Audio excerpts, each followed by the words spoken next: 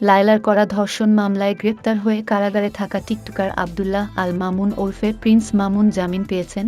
জামিন পাওয়ার পর কারাগার থেকে মুক্তি পেয়ে দুধ দিয়ে গোসল করেন প্রিন্স মামুন। গোসল করে দিচ্ছে মানে যেটাতে জেলখানা থেকে মনে হয় একটা পাপ মোচন হলো জীবনের সব পাপ মোচন। আমি সংসারটা রান করতেছি, আমার বাবা মা ভাই বোন ভাবি বাস্তি এরা আছে, এদেরকে নিয়ে আমি চলতেছি। আমি চাই আমার জীবনটা নিয়ে আমি এভাবে চলতেই, এইভাবেই লাইফটা পার করে দিতে চাই আমার বাবা মার মুখে হাসি রেখে। আর কারো ঘৃণার পাত্র হতে চাই না, আমি সবার ভালো পাত্র হতে চাই, সবার দোয়া চাই, আমি আর কিছু চাই না। যেই মামলায় আপনি জামিনে বের হয়েছেন, জি, কারো উদ্দেশ্যে আপনি কোনো কিছু বলতে চান না? আমি কারো উদ্দেশ্যে কিছু বলতে চাই না, আমি কাউকে বদনামও করতে চাই না, কারো দোষও দিতে চাই না। এটা আমার নসিবে ছিল, আল্লাহ তাআলা আমার কপালে রাখছে। আপনারা শুনলে অবাক হবেন, ওইখানে তো অনেকের কাজ কাম নাই, কিছু করতে পারে না কেউ। আমি তো ওইখানে আজেরাই ছিলাম, 5 ওয়াক্ত নামাজের মনে করেন নামাজি ছিলাম। ঠিক আছে, এইটা আমি চেষ্টা করবো চালায় যাওয়ার জন্য। যখন আমি আল্লাহর উপর ভরসা রাখি, আর কিছু না, উনি যা করবে ভালো করবে আমার জন্য, এটাই আমার আশা। জি জি, মা বাবাকে ছাড়া জীবনের প্রথম ঈদ করলেন জেলখানায়। মা বাবাকে নিয়ে তো জন্মের পর সব ঈদগুলোই করছি, এটাই বললাম। মা বাবাকে নিয়ে জন্মের পর সবগুলো ঈদ করছি, কিন্তু এইটা একটু ডিফারেন্ট ছিল। এটা একটু জেলখানার যে বন্দি মানুষগুলো আছে তাদেরকে নিয়ে করছি। তারা যারা এমন মানুষ আছে যারা হচ্ছে আমাকে 17 সালে ফলো করতো, তারা তারপর থেকে জেলখানায়, তারপর থেকে আমাকে দেখে নাই, প্রথমবার জেলখানায় দেখলো এতদিন পর।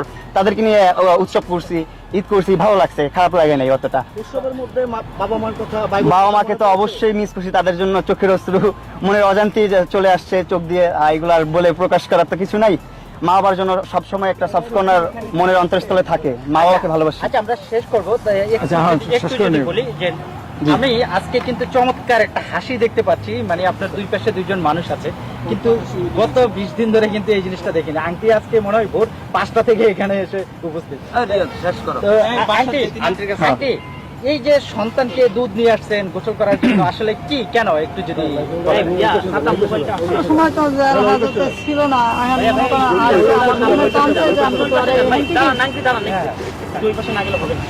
একটু শেষ করে দিবি। কোনো সময় তো মনে করে এই সমস্ত জেল হাজত আসে নাই, কারণ আমার মনে টানছে যে আমি এখান থেকেই আরে গোসল করে বাসায় নিব।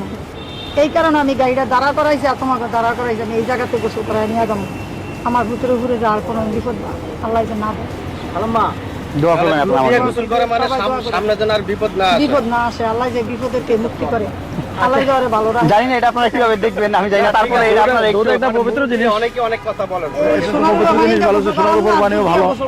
পানিটা কি যাই হোক, এটা আপনারা আবার নেগেটিভ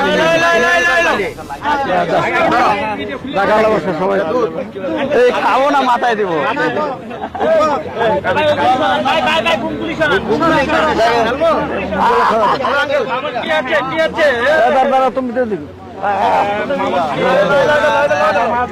গোসল করে দিচ্ছে মানে যেটাতে জেলখানা থেকে মনে হয় একটা পাপ মোচন হলো জীবনের সব পাপ মোচন। আল্লাহ দিয়া মুছে আল্লাহ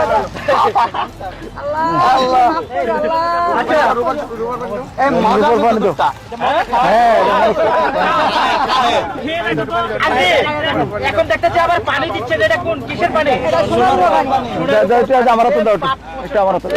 আপনারা যাকে এতদিন প্রিন্স মামুন যাকে দেখতেন, তাকে কিন্তু আজকে নতুন আর প্রিন্স মামুনের জন্ম হলো মনে হচ্ছে, নাকি?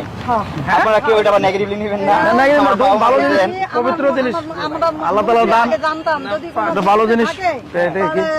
সোনার উপর পানি দিয়া দুধ দিয়া গোসল করা ঘর উড়াইলে মুরব্বী মানুষ। আমার আম্মু অনেক সময় অনেক কথা ভালো জিনিস বলে ফেলে, পবিত্র জিনিস। আপনারা এটা নেগেটিভলি নেবেন না, আপনারা একটু আমার মার কথাগুলো একটু নরম ভাবে নেবেন। অনেক সহজ সরল মানুষ আমার বাবা মা দুজনই। একটু দেন, একটু যাই হোক, এখন আর কি